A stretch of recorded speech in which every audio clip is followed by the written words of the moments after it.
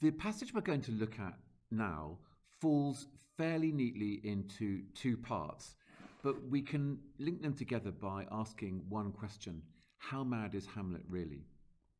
This matters for two reasons. One, in the first half, because Hamlet sees the ghost, but Gertrude does not. And in the second part, down here, Hamlet addresses his mother, and it matters very much to him that she does not think he's mad. And it matters very much to him because if she does think he's mad, then she won't listen to his advice.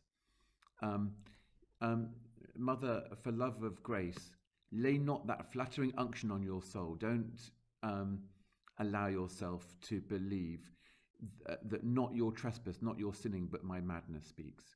You, my mother, I really want you to believe that your sin is making you feel bad, rather than just me ranting at you. So the difficulty Hamlet's got there is that he has just seen the ghost. And having just seen the ghost, his mother hasn't seen the ghost, and that does make him look insane. Certainly far from the understanding of himself, to borrow Claudius's earlier phrase. Now, Hamlet has doubted whether or not he himself has seen the ghost. If you remember, he's questioned that it's really a ghost, or rather that something that proceeds from his weakness or his melancholy. He uses those very useful words just before he proposes to put on the play within the play. The play is the thing with which to catch the conscience of the king. His point being, the devil has the power to assume a pleasing shape, and he doesn't know whether or not to trust the ghost. You could argue that that is an example of Hamlet over-intellectualizing a problem, of needing proof, of needing rational facts on which to proceed, rather than honour and revenge. So the fact that the ghost reappears here at this extraordinary and chilling moment does provoke him to revenge, makes him think the ghost is real, even though Gertrude can't see it. And then the ghost speaks to him. The ghost says what's probably on the audience's mind: do not forget, this visitation is but to whet, to sharpen thy almost blunted purpose. And then the ghost comments on Gertrude herself, and he uses language very much like Hamlet's. O step between her and her fighting soul. Hamlet has already said that Gertrude should turn her own eyes onto her soul. And so they're speaking the same language. Now, deep and meaningful point, let's not therefore rule out that they are the same person. That whether or not the ghost is right, and it seems based on the reaction to the play within the play that he is, whether or not the ghost is right, he does seem to be voicing Hamlet's own impulses. In the Laurence Olivier 1948 version, the one which plays up the erotic tension between Hamlet and Gertrude at this point, it's made all the clearer that the ghost is also voiced by Laurence Olivier. Now, that is a trick of cinema, really. It's a film version, and that's something that would be impossible to do on stage. However, when Richard Eyre, much later, directed Jonathan Pryce in it, Jonathan Pryce did actually do the voice of the ghost as if Hamlet were possessed by the ghost spirit.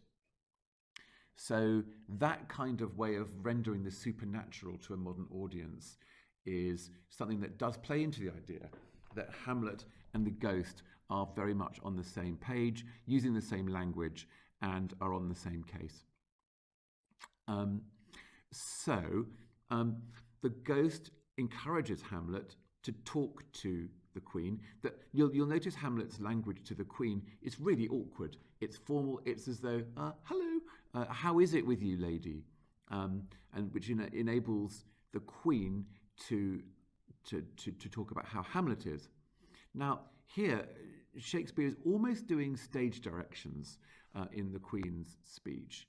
She is describing an involuntary physical response, things that might be hard for an actor to bring off on the stage, but which are therefore all the more emphasized by the kind of painting. So that we've got this whole idea of forth at your eyes, your spirits wildly peep. You've got hair that's standing on end, like life in excrements. Excrements meaning things that grow out of you, I promise. Things like hair or fingernails. You can detect in the language here some motherly devotion to her son and a desire to make sure that he's okay, and some affection. However, there is a massive gulf between Hamlet and his mother, not just because of his views of her crimes, but also because he can see the ghost and she can't. You could argue that this symbolizes another difference between them, that Hamlet is haunted by the past and a better age in a way that he thinks his mother is not. His mother has gone along with a new regime, seems to have ignored any sense of honour from the past, and been exactly like the player queen in The Mousetrap, the play within the play, who protests too much, says Gertrude.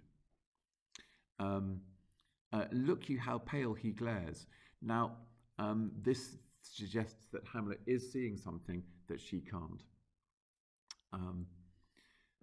But the ghost will leave shortly. You can imagine this, and by the sped up lines, the stichomythia. I'm using that word because the rhythm is very strictly similar. To whom do you speak this?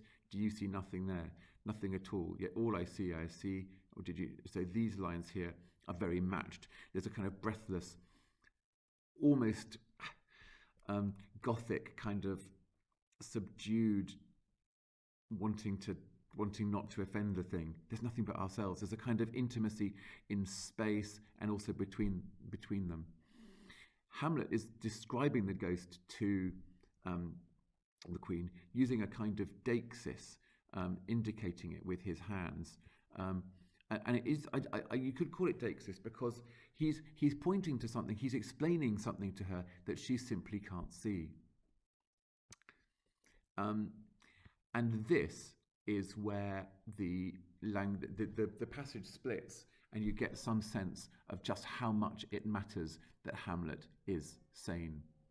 This is the very coinage of your brain. This is something that you have made up. Again, with that line, out of your weakness or your melancholy. This bodiless creation ecstasy is very cunning in. She refuses to believe that there is a ghost. After all, why should she? She actually has not seen the ghost. But that could be, you could argue, I suppose, that this is because at the moment her soul is not yet receptive enough to the guilt that Hamlet wants her to feel. And that is what is going on in this speech here. And it's worth a rather closer look. We have all of the language of the individual soul. We have all the language of body parts. We have all the language of the contemptus mundi here, the idea that, do you remember that the world seems to him a rank and stale promontory, 'tis an unweeded garden, things base and rank in nature possess it merely, and the word weeds there and rancor are straight back. This is the same Hamlet as made the speech, oh, that this too solid flesh might melt. But this time he's making it to his mother. He's sorted out his thoughts, and now he's telling them to somebody who really needs to know them. Now, and this is very straightforward, very plain. This is not madness that I have uttered. And then bring me to the test, and either matter will reword, which is true because he does, which madness would gamble from. I promise you I could say the same thing over again and it would make just as much sense. So please do not think that I am, that it's my madness that's speaking rather than your actual sin. You have done wrong. Having established that, he uses his habitual language of bodily disease, corruption, ulcers. Do you remember previously he compared the roses that should be on a cheek to the blisters that are on her face, and that word rank again, and all the language of contemptus mundi. Now you can analyze that with that in mind for the bigger picture. You can also look in detail at the rhetorical figures that he's using. Look at how many imperatives there are: confess, repent, avoid, do not spread, forgive me this. That's 5 virtue. And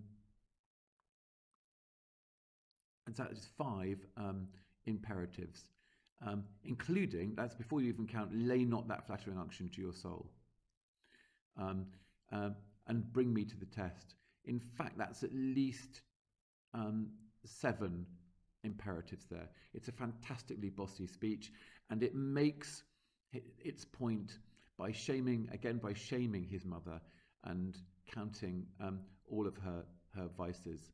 I say vices, forgive me this, my virtue. You can hear us heavily sarcastic. Virtue itself of vice must pardon, beg. You're shaming even virtue.